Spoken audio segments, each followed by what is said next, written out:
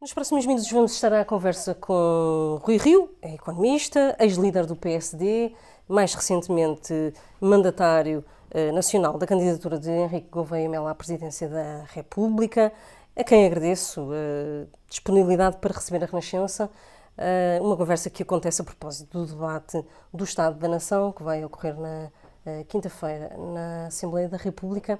Foi um dos subscritores do Manifesto dos 50 a pedir uma reforma da Justiça. Entretanto, cresceu, isto foi em maio de há um ano. Diria que o estado da Justiça se alterou ou, passado um ano, desde maio de 2024, está tudo na mesma? Está tudo na mesma, como é evidente. Está tudo na mesma. Poderá haver aqui... Há só uma coisinha que não está na mesma e que tem a ver com a ação do Manifesto dos 50, mas também com a atuação da Justiça. Os dois fatores contribuíram em conjunto para uma coisinha de nada ter melhorado, que era a única coisa que eu também achava que poderia melhorar, que é a sensibilização da opinião pública para a necessidade de uma reforma da Justiça. Entre os subscritores do Manifesto, e eventualmente até entre os promotores, do qual eu sou um deles, e depois os subscritores.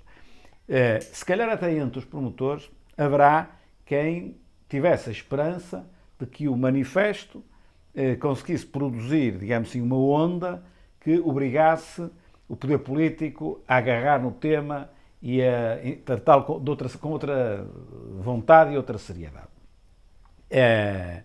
Eu nunca acreditei nisso, sinceramente. Nunca acreditei. Sou um dos promotores iniciais mesmo do Manifesto.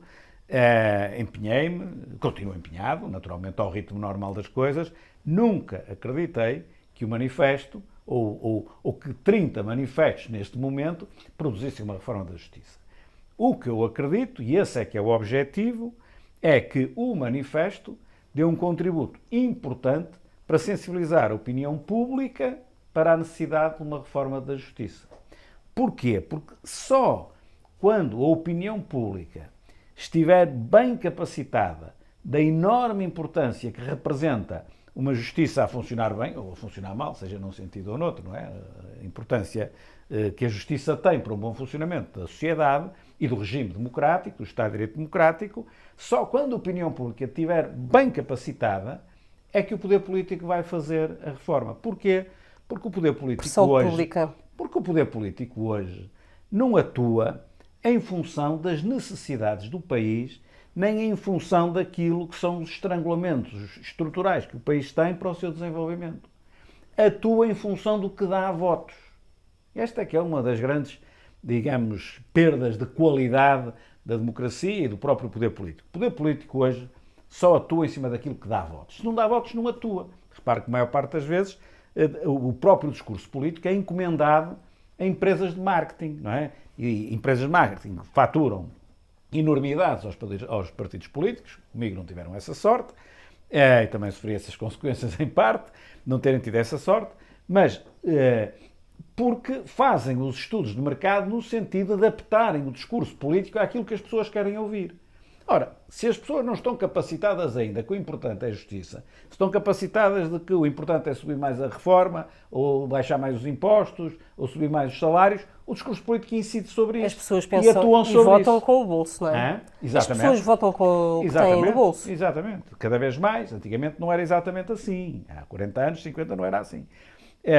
E, portanto, aquilo que o Manifesto tinha de conseguir é um reforço substancial da sensibilização da opinião pública, não para haver agora uma reforma da Justiça, porque com isto que eu lhe estou a dizer é quase impossível que houvesse uma reforma da Justiça, tínhamos de ter outra classe política para isso acontecer, mas dar um contributo para essa sensibilização. E deu esse contributo. E por isso eu lhe dizia há bocado que melhorou um bocadinho a sensibilização da opinião pública por força do Manifesto e por força dos erros da Justiça, a começar pelo próprio Ministério Público.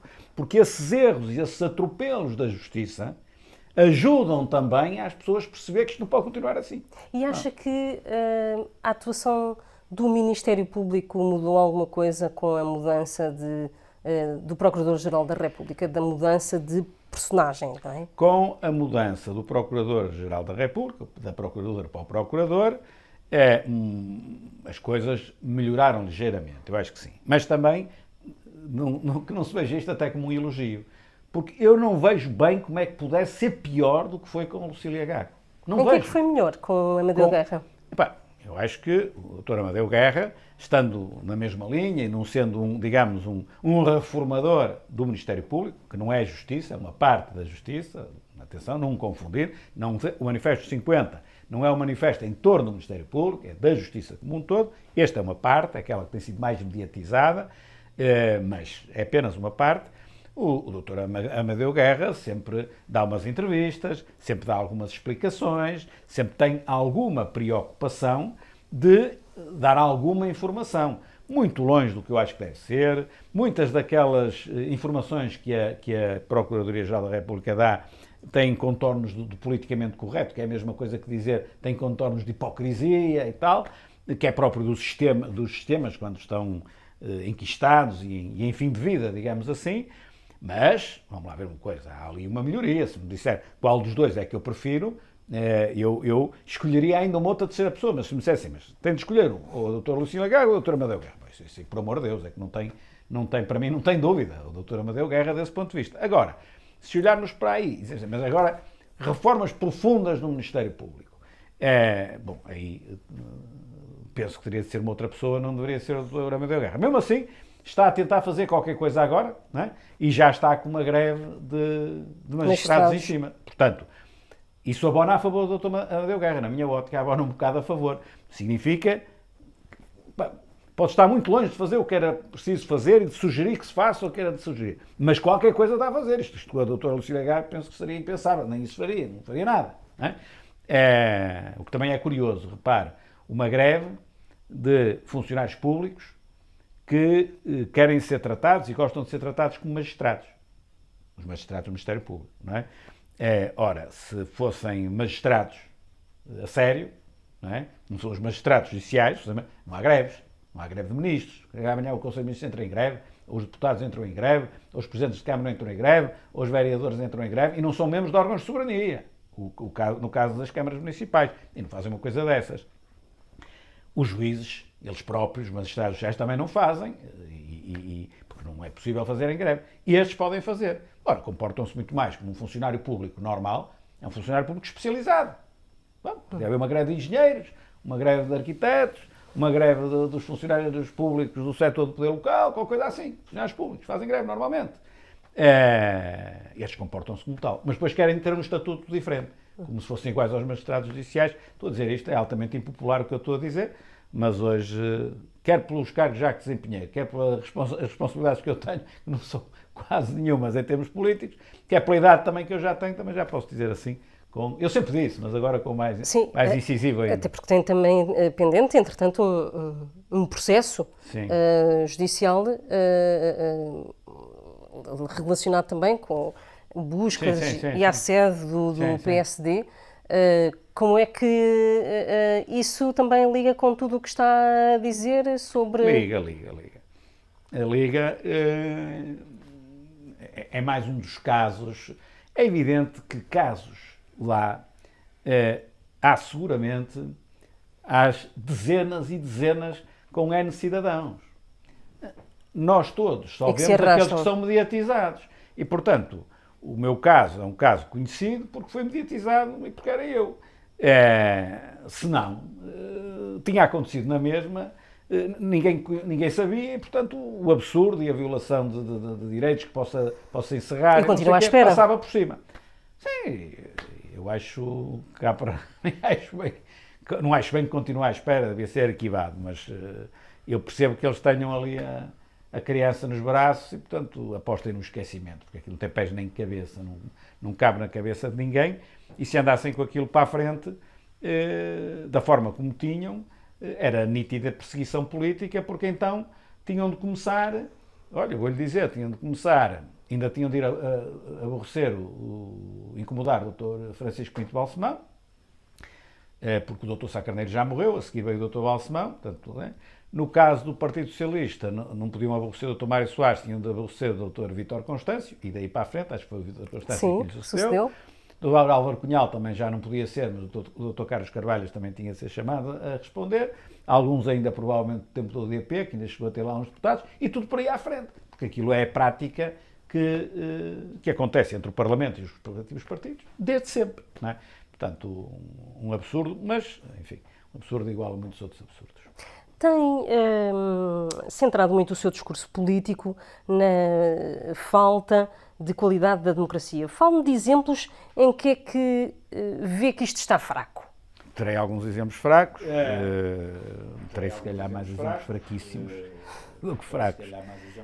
Deixe-me então começar pelo princípio. Quando se fala do Estado da Nação, que é a base da nossa conversa, o Estado da Nação que se vai debater no Parlamento este ano e que se debateu nos outros anos. É a mesma coisa desse ponto de vista, só lá mais para trás é que poderia ser diferente. O Estado da Nação, com um debate a sério no Parlamento, pressupunha, na minha ótica, que não se debatesse ali nenhuma questão de ordem conjuntural.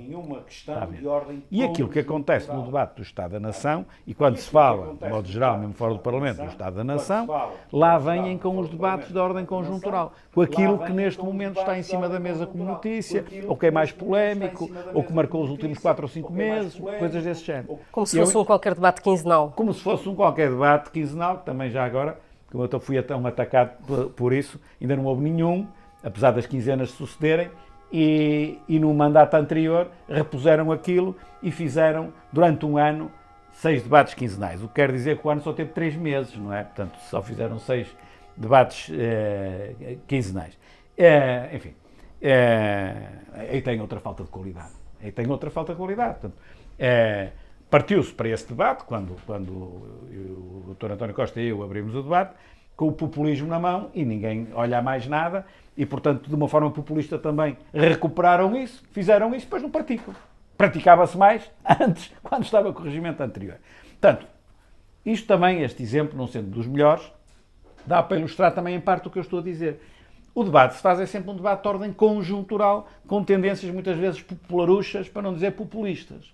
Bom, aquilo que eu interpretava era um debate a sério sobre os estrangulamentos que o país tem para o seu desenvolvimento, até visto de outra maneira, para que caminho devemos tomar, que objetivos pretendemos atingir a 10 anos, a 15 anos e a 20 anos, que estrangulamentos hoje existem que não nos possibilitam chegar lá ou que nos dificultem chegar lá. Este é o debate sobre o Estado da Nação, um debate tendo em vista o futuro da nação, não sendo o futuro da nação o dia da amanhã, porque para a maior parte das pessoas que estão envolvidas na política, o futuro é o dia da amanhã. Poderá ser daqui por 30 dias se tiverem eleições marcadas, senão o futuro é o dia da amanhã. Ora, para mim o futuro não é o dia da amanhã, eu não sou chinês, portanto o futuro não é daqui por 100 anos, mas é pelo menos 10, 15, 20 anos seguramente. As coisas devidamente estruturadas. E, portanto, estes debates sempre de perfil imediatista e mediatista, digamos assim, que é quase a mesma coisa, porque a própria comunicação social também vive muito do imediato, O que é que devíamos estar a discutir neste momento? Eu acho que o Estado da Nação enferma de um déficit de visão reformista, de mentalidade reformista. A mentalidade reformista, na minha ótica, da forma como eu a defino, tem 2 vertentes. Tem a mentalidade reformista por si só, ou seja, sempre que eu tenho um problema à frente, devo encará-lo com uma visão de longo prazo, ou seja, o que eu vou fazer para resolver este problema não o vai resolver agora por 2 ou 3 ou 4 dias, entre aspas. Vai resolvê-lo para o futuro na medida do possível. Portanto, ter uma visão reformista, pegar nas coisas com uma visão de saúde. As várias áreas. Pronto. Ponto 1. Por outro lado, a visão reformista entrega reformas propriamente ditas. Isto que eu estou a dizer não são reformas propriamente ditas, é posicionar-me na governação, ou fora dela, pode ser no Parlamento, mesmo na oposição, posicionar-me na política, tendo em vista o futuro do país. E hoje posicionam-se na política, tendo em vista o presente do país e os votos que o país pode dar. Para o partido A, B, C, D, para os partidos quase todos. Pronto. Talvez aí, um que até está a definhar muito, o PCP, é o que será menos assim, se calhar. Portanto, este déficit reformista é que mostra o estado em que a nação está. E está mal. Falamos da justiça, a justiça é evidente aquilo que eu estou a dizer. Ou seja, a justiça está mal porque ao longo de 50 anos nunca se introduziu na justiça, nas diversas áreas da justiça, reformas profundas e a sério. Fez-se algumas coisas, claro que se fez, 50 anos algumas coisas fizeram-se, mas nunca se fez com a tal mentalidade e tal visão que eu estou a dizer. Sempre mais para tapar uns buracos e a partir de uma dada altura para contentar umas clientelas, para não afrontar muito umas clientelas. Quem são as clientelas? As clientelas são os interesses instalados, os interesses corporativos, os interesses setoriais, e por isso é que também não se faz a reforma. Os magistrados, de que falava há bocado, por exemplo. No caso da Justiça tem os magistrados, mas também poderá ter os advogados, porque também pode necessitar de fazer algumas alterações na Justiça, e isso são os advogados que não querem, está a ver? Embora todos tenham a legitimidade de dizer que não querem e discordarem em concreto com uma dada medida, com certeza. Agora, quem anda nisto há muitos anos também consegue perceber se é isso que está em causa, se são os seus interesses em que estão a ser tocados, e, portanto, uma reforma tem de passar por cima dos interesses instalados, se essa for a necessidade em termos de interesse público e interesse coletivo. Quando não faz as reformas, seja em que setor for, quando não as faz, esses poderes vão enquistando ainda mais. E vivem precisamente esse enquistamento. Portanto, torna-se ainda mais difícil a seguir a reformar aquilo que antes já não se reformou. E, portanto, eu olho para o Estado da Nação num país razoavelmente imobilizado por forças dos somatórios de reformas que ao longo dos anos não foram feitas. Percebe o que eu digo? Sim, percebo. Se não perceber, desculpe, se não é um processo, se eu achar que ele foi um bocado intrincado e as pessoas não percebem bem, diga-me, não é? Foi claro. O Governo, neste momento, tem um ministro para a reforma do Estado. Sim. Este é um primeiro passo, pode ser um primeiro passo para, enfim, mudar algum estado Sim. das coisas, e exatamente Sim. em quê? Por exemplo, em começar a tirar o peso do Estado e outra pergunta, e se esse peso do Estado quer dizer funcionários a menos? Nas duas eleições a concorri, se tivesse ganho uma delas, a primeira era impossível ganhar, mas a segunda, se eu tivesse ganho, essa era uma das coisas que eu ia fazer, ia criar este Ministério, tinha na cabeça quem podia ser o Ministro, havia um ou dois casos que podiam ser Ministros, o Secretário de Estado já sabia quem ia ser, inclusive, portanto ia fazer isso, porque acho isso absolutamente imprescindível, e ia dar ao Ministro um estatuto elevadíssimo, encostado ao Primeiro-Ministro, porque ele tem de ter força e autoridade sobre todos os demais ministros para fazer verdadeiramente as reformas que são necessárias, que é uma reforma dificílima. Portanto, se me pergunta se eu estou de acordo com a criação deste Ministério, não lhe posso responder melhor que dizer isto já era o que eu tinha em mente fazer, porque é absolutamente imprescindível. Portanto, acho uma novidade na Constituição do Governo, muito positiva, não é? Acho que as duas reformas mais prioritárias que temos à frente são, uma já falei, a reforma da Justiça e a reforma do Estado. Podemos falar, eu também posso falar em reforma do Estado, ponto, incluo lá tudo. Portanto, mas a Justiça tem uma importância tal que tem uma autonomia própria. Portanto, reforma da Justiça e reforma do Estado. O que é a reforma do Estado para mim? Que não é exatamente o que está implícito neste Ministério. No meu estaria. A reforma do Estado, para mim, tem duas vertentes. E por isso eu teria provavelmente, aliás, estava na estrutura que eu pensava, dois secretários de Estado. Um secretário de Estado para a questão da reforma do Estado, como ela tem vindo a ser entendida, gestão do Estado, dos organismos do Estado. Uma espécie de Secretaria-Geral. Aliás, o Conselho Estratégico Nacional que eu tinha criado no PSD tinha essas duas vertentes. Dali se percebia também, em parte, o que eu pretendia fazer. Porque eu vejo a reforma do Estado de duas maneiras. Uma é a forma como se governa o país e que implica necessariamente a descentralização e desconcentração, está a ver? Que pode levar ou não à regionalização e, portanto, tem a ver com a distribuição das competências do Estado nos seus diversos patamares. Esta este é o primeiro ponto da reforma do Estado. Ou seja, tal como está bem ou tem de ser diferente? Ou seja, as competências que estão atribuídas às freguesias, às câmaras, ao Governo, à Assembleia da República e tal, essas competências estão bem atribuídas ou carecem de ser alteradas, inclusive com a possibilidade de um patamar regional. Pode criar um patamar regional, adiciona. Pode criar um patamar regional, por exemplo, eliminando as freguesias, incorporando as freguesias como os serviços municipais. Pode fazer isso e até aumentar um pouco o número de câmaras, por exemplo. Tem 308 câmaras. Se acabasse com as freguesias, dizem, está bem, mas então aqui não dá, vamos ter de ter 312. Ou 300, também não fere ninguém. Ou então, não, isso é bom que as freguesias continuem a ser eleitas, introduzimos desta maneira. Agora, não estou aqui a fechar a porta a nada, só estou a dizer que aquilo que nós defendemos na União Europeia, que é o chamado princípio da subsidiariedade, que é as competências são atribuídas à escala mais baixa, todas, e depois vão subindo de escala até à mais alta, e portanto isto em termos teóricos, eu pegava na defesa nacional e entregava às freguesias, e chegava rapidamente à conclusão que uma freguesia não pode ter forças armadas, passava para os municípios, chegava à conclusão que também não dá, passava para a região, também não dá, é Estado. Pronto. Os negócios estrangeiros, também não estou a ver que as freguesias pudessem ter negócios estrangeiros. As questões de soberania, sim. Pronto, isto para ser muito claro. Mas também, por outro lado, também não podia pôr o Ministro do Ambiente a ser o responsável por aparar a relva em todos os jardins do país. Tem de estar na freguesia e na autarquia. Isto para ser claro, não é? Pronto, onde as coisas são simples. Onde elas depois são mais difíceis é no quadro da saúde, o que é que deve estar numa Câmara, o que é que pode estar num patamar regional, o que é que pode estar no nacional, no quadro da educação a mesma coisa. Uma parte já está, atualmente, não é? As escolas antigas, as escolas primárias, que são até ao 4º ano, já era eu autarca e estavam todas entregues já aos municípios, que não os professores, e bem, não é? Portanto, a primeira reforma do Estado é nós colocarmos as competências no sítio certo onde elas podem ser mais bem exercidas. A regionalização não tem sido um tema querido para pelo menos o atual governo. Sim, tudo bem.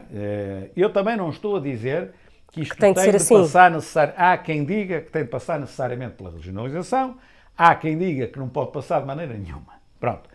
Eu situo-me no meio. Já fui contra, já fui a favor, digamos assim, já fui contra, já fui mais a favor, eu situo-me no meio. Depende do modelo que se arranjar e da forma como for construído. E, portanto, há modelos que eu poderia concordar, modelos que eu poderia não concordar. Depende. Mas, de qualquer maneira, esta é a primeira reforma do Estado. A segunda, e eu teria o tal secretário de Estado para isto. A outra é aquela que está subjacente ao atual Ministério, que é eu reformar toda a forma como a administração pública funciona.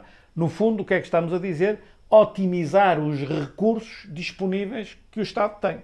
E, portanto, aí também é claro, para mim é claro que a degradação brutal que os serviços públicos sofreram nos últimos anos exigem, efetivamente, uma ação do Governo ao nível mais alto que há, e é isto que está desenhado, e bem desse ponto de vista, no sentido de otimizarmos esses recursos. Repare, o Serviço Nacional de Saúde... E acha que numa legislatura não é possível? Não consegue numa legislatura de forma nenhuma.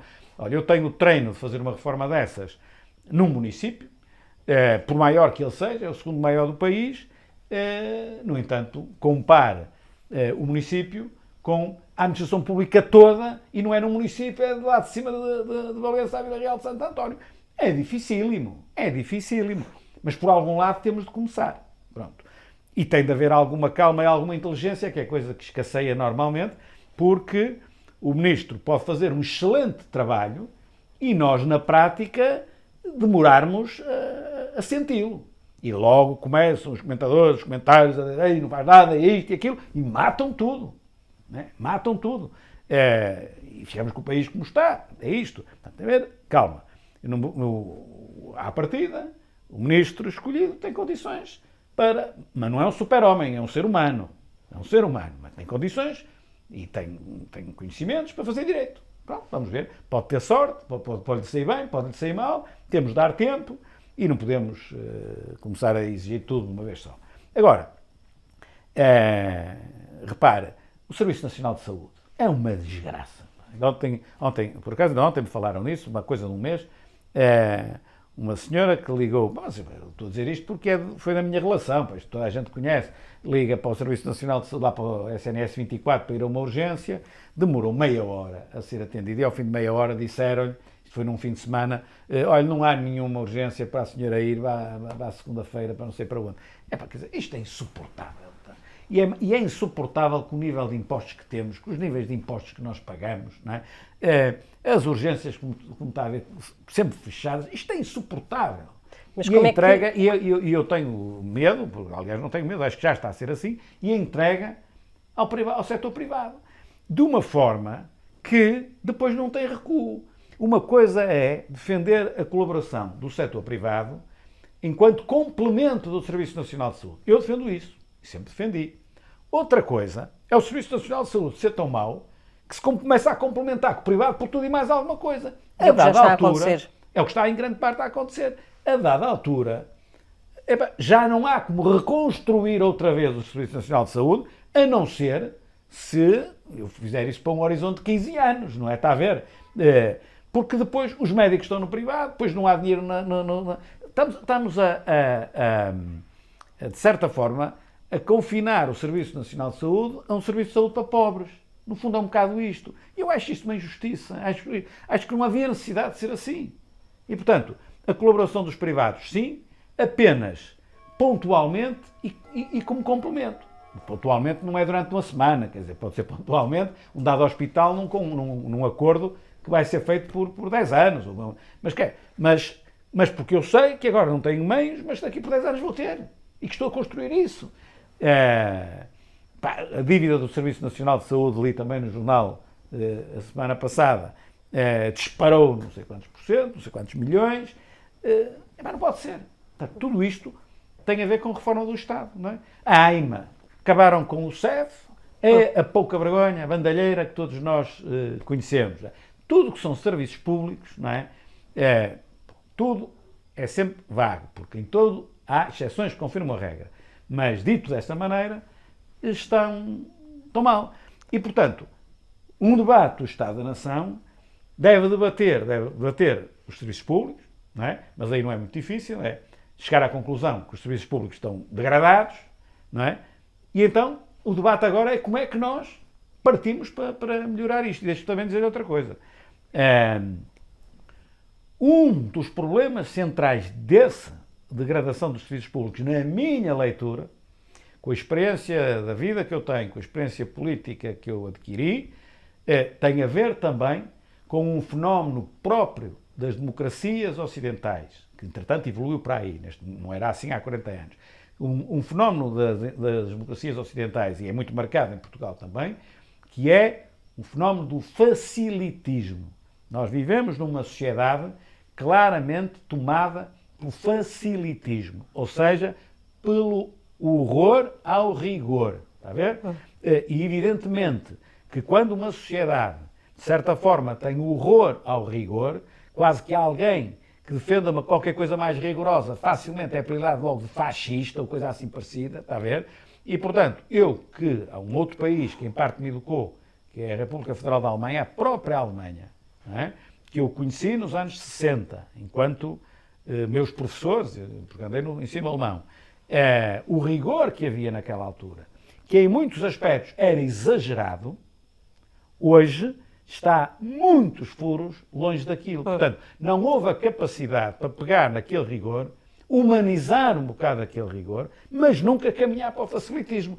Deixe-me só concluir uma coisa. O que é o facilitismo? O facilitismo é isto. Qualquer passo que se dá é no sentido de facilidade.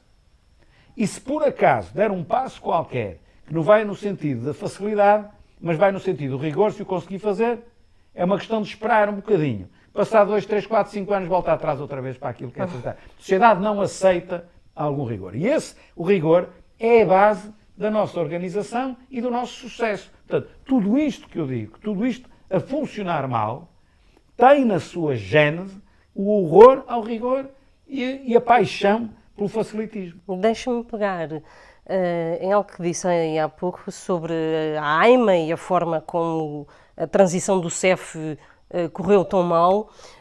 Sobre a imigração, a política de imigração e o que designa o que já designou por desgoverno na política de imigração. Há uma nova lei que agora aperta um pouco a malha. É neste sentido que acha que as regras de entrada de imigrantes têm de ir? Não sou especialista na matéria, portanto vou falar com cuidado, não é? Portanto, nem sou especialista na matéria, nem peguei nas propostas que o Governo faz e andei a linha a ver com cuidado, não fiz nada. Agora, há uma coisa que eu sei, não sei se daquilo que o Governo quer fazer, se quem contesta pode ter razão num pontito aqui ou num pontito acolá. Agora, o rumo que o Governo está a dar ao tema é o rumo que tem de ser dado. Isso, para mim, é absolutamente claro. Ou seja, a imigração, com I ou com E, neste caso estamos a falar da imigração com I, tem de ser, vou usar um termo que não devia usar e que se presta logo a virem berrar e gritar e exibir a sua estupidez, que a imigração tem de ser um negócio. No bom sentido do termo, o que é um negócio? Ganha o imigrante e ganhamos nós, ganham os dois. O negócio é isso que pressupõe, não é necessariamente uma coisa má. Há negócios maus, um negócio bom. Ou seja, o imigrante vem para cá e está melhor do que no seu país de origem. E nós precisamos dele e ele também vem nos enriquecer. É assim que tem de ser. Não pode ser um negócio unilateral, um ganha, o outro perde, ou perdem os dois. E aquilo que nós temos, quando não temos rigor na política de imigração, é que quando dermos por ela, perdemos os dois. Não é?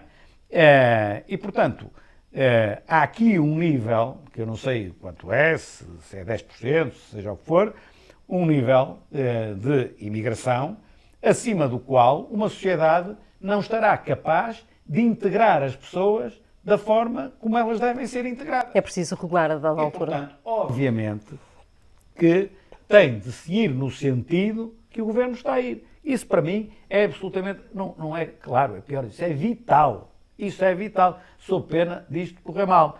E, portanto, aqueles que vêm dizer à esquerda, por exemplo, aqueles que vêm dizer à esquerda e tal, cedeu à conversa do Chega, entregou-se ao Chega e não sei o quê. Bom, se nós quisermos ir para o patamar da discussão política, que o não é não passou a ser, o não passou a ser sim e coisas assim, é outro patamar de discussão. Pronto. Agora, no tema concreto que estamos a falar, isto não se trata de seguir a agenda da A, de B ou C. Trata-se de fazer aquilo que o país precisa de ser feito. E se quem está a defender isso há mais tempo é o Partido Comunista, eu não deixo de fazer o que o Partido Comunista defende há mais tempo se reconhecer alguma razão aí. Ou se é o Chega, se é o PS, o que é que me interessa isso? Não é? Isso é uma coisa também, é um raciocínio absolutamente primário, quer dizer, como o Chega defende, a gente não pode defender. Ou como o PC defende, a gente não pode. Isso, desculpa, é pouco inteligente, acho eu, não é? Vamos ter eleições autárquicas no outono, 12 de outubro. A proliferação de candidaturas de movimentos independentes considera que é o espelho de que as pessoas procuram respostas fora dos chamados partidos tradicionais, ou seja, PSD, CDS e PS? Claro, indiscutivelmente. Aliás, se continuássemos há bocado na conversa de que reformas, eu a seguir ia-lhe falar no sistema político, não é? Forma de eleger os nossos representantes, e ia-lhe falar na reforma fundamental dentro do regime, jamais que sistema político, embora pertença ao sistema político, que é dos partidos. A reforma dos partidos. Isso é também absolutamente vital para o futuro do país e para o desenvolvimento do país. Não vejo como é que nós podemos ter um regime democrático sem ter partidos. Portanto, partindo do princípio que não há como não ter partidos. Temos de ter partidos.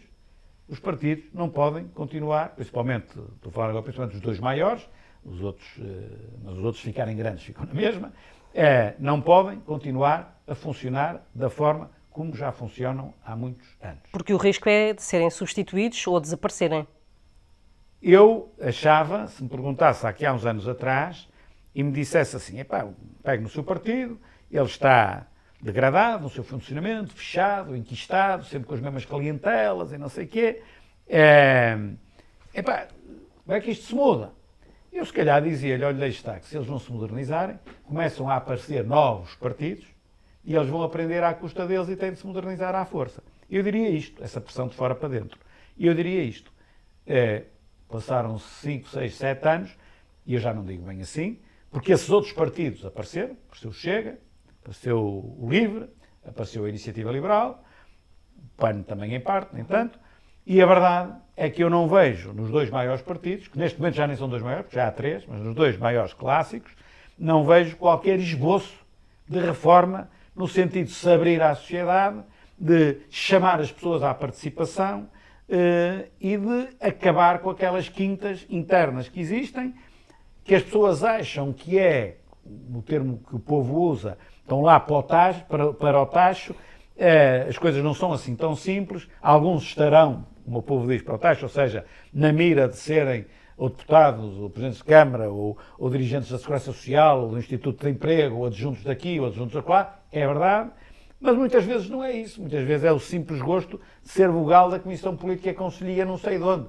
Vá lá saber-se porque é que para a pessoa aquilo é absolutamente vital. E isso é o suficiente para depois tentar arranjar votos à pressão e pagar cotas e fazer uma coisa de elevada promiscuidade, muitas vezes, que levou os partidos para isto e, portanto, quando aparecem muitas candidaturas independentes, isso é óbvio que tem a ver com a falta de credibilidade dos partidos e aí já também, em parte, dos novos, não é? Em parte também dos novos, porque os novos também concorrem e podiam ser eles a travar isso. Portanto, o sistema partidário português, e o que eu quero dizer aqui é, no funcionamento interno, é disso que eu estou a falar, tem de mudar. Não mudando, tudo isto é muito mais difícil, porque quer fazer a reforma do Estado, quer fazer a reforma da Justiça, quer fazer a reforma do sistema político, quer fazer isso tudo. Quer fazer é só molete. Tem de ter ovos. Esses ovos, digamos assim, a mão de obra para esse efeito, nasce nos partidos. Se os partidos produzem mão de obra de cada vez pior qualidade, como é que vai conseguir fazer? Não consegue. Este raciocínio é elementar. Portanto, e com isto também eu não estou a dizer que os partidos não têm gente de qualidade. Não. Os partidos também têm gente de qualidade. Só que o número de pessoas de qualidade que havia há 40 anos era muito superior ao nível das pessoas, ao número de pessoas de qualidade que existem hoje. O Parlamento Português, em 91, 92, quando eu fui para lá a primeira vez, o nível das pessoas que lá estavam e dos deputados, isso é comigo, eu vivi isto, estive lá, comparado com o que era quando eu regressei quase 20 anos depois, ou como é hoje, não tem comparação possível. E não vale a pena irmos para o politicamente correto, o povo escolheu, são os melhores daqui. É sim, vale a pena. Hipocrisia. É sim. E, portanto, porquê? Porque a atividade política passa muito pelos partidos e mesmo que não passasse pelos partidos está cada vez mais desinteressante e, diria eu, cada vez mais perigosa. E, portanto, e mal paga em parte. E, portanto, as pessoas, o cidadão normal, não se interessa por uma coisa dessas. Ora, o que é que isto tem a ver com democracia? Isto tem a ver com uma lógica da ditadura. A ditadura é que diz assim, os senhores não se metam nisto, que a gente trata dos problemas. E acha que estamos a caminhar para isso? Não, calma aí, isto é só uma figura de estilo. Não se metam na política que nós tratamos disto. O Estado Novo era assim, e qualquer ditadura é assim. A democracia é o contrário. Têm de vir participar. Quanto mais gente participar na vida pública, mais rica é a democracia. Portanto, há aqui uma contradição. Porque neste momento queremos viver em democracia e, no entanto, está esvaziada a participação. Portanto, indo um bocado em conta agora o que tentava perguntar, nós, do ponto de vista formal, somos uma democracia plena. Do ponto de vista formal, temos os órgãos, as eleições, isto e aquilo. Uma democracia plena. Do ponto de vista substantivo, da qualidade da democracia, dos conteúdos do regime, digamos assim, aí estamos numa democracia paupérrima, não é? Paupérrima, porque desde logo aquilo que eu lhe dizia. O facto de não reformar, repare nisto, o facto de não reformar, seja que setor for, com medo das reações corporativas, é uma negação da democracia. Porquê? Porque a democracia pressupõe que eu respeito as minorias. Mas pressupõe também que eu faço aquilo que depois é ditado pelo interesse coletivo e pelo interesse público. Ora, quando eu não faço aquilo que o interesse público reclama, porque não tenho força ou porque tenho medo dos interesses setoriais, eu estou a sacrificar o interesse maioritário e coletivo a um interesse minoritário. Isto é típico de uma ditadura, não é de uma democracia. Por muito que custem ouvir. Estivemos à conversa com Rui Rio, ex-líder do PSD, é também economista, no âmbito do debate do Estado da Nação, esta semana, no Parlamento. Esta gravação, vídeo e áudio, esteve a cargo de Miguel Ribeiro. Agradeço de novo ao Dr. Rio Rio por nos ter recebido. Muito obrigado.